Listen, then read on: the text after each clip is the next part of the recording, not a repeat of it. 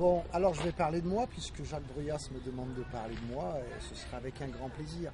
Tout d'abord, un tout petit peu d'histoire. Jacques Bruyas, je le connais depuis des lustres, puisqu'on a eu l'occasion de faire ensemble un voyage mémorable, un salon du livre à Beyrouth, au Liban, dans des conditions assez fabuleuses, et j'en ai encore ce souvenir très vivace en moi.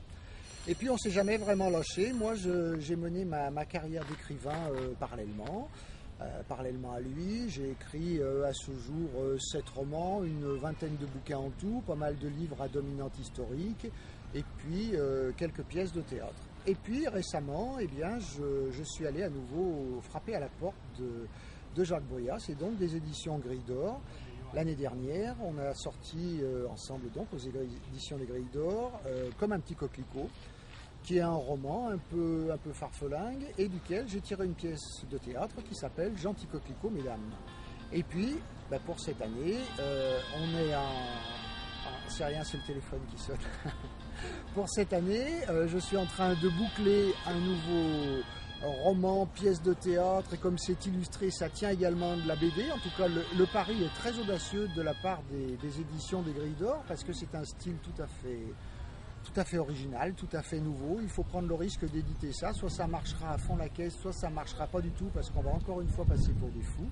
Ça s'appelle L'affaire est dans le sac, et cette affaire est dans le sac, ce sera porté à la scène courant 2011. C'est comme toujours, parce que je ne sais parler presque que de ça, un livre sur les femmes, du moins un homme entouré de femmes et qui se fait manipuler, le pauvre garçon, puisque ainsi va la vie.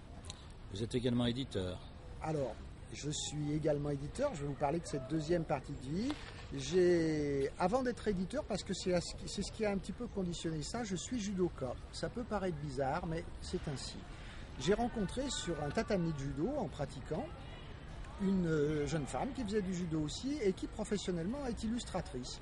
Et un jour, en buvant un panaché après l'entraînement, on s'est dit, et si on faisait un bouquin de judo? Je fais les textes, tu fais les illustrations, et puis on verra bien où ça nous mène.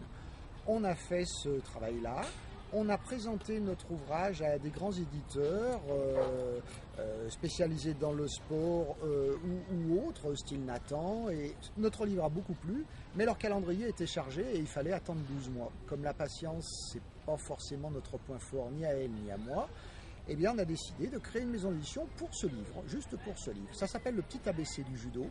On a été coopté, adopté, soutenu par la Fédération Française de Judo, ça a très très bien marché. Et on s'est dit, pourquoi s'arrêter là? Après, on est passé au rugby. Comme on n'y connaît rien, on s'est attaché le talent d'un grand rugbyman, qui est Saint-André. Après, on a fait pareil avec le tennis. On s'est attaché les talents d'un grand tennisman, c'est Jérôme Bagné. On a fait pareil avec le patinage artistique. On a fait pareil avec la boxe française.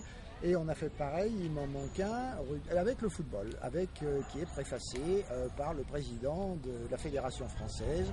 Le patinage est préfacé par Candeloro. Nos livres plaisent bien. Alors on a un mode de diffusion un petit peu particulier. On diffuse par les librairies, bien sûr. Nos livres sont à la Fnac, chez De Citre, sur les grands secteurs. Mais surtout, on travaille avec un public captif, le public des sportifs, des jeunes sportifs, par les fédérations, les clubs, les mairies, les associations sportives. Et on travaille toujours en duo, donc au sein de cette société qui s'appelle Fleur de Ville, les éditions Fleur de Ville, qui est gérée donc par l'illustratrice, qui est Marie-Pierre Audou, et par moi-même, Bernard Jadot. Eh bien, merci.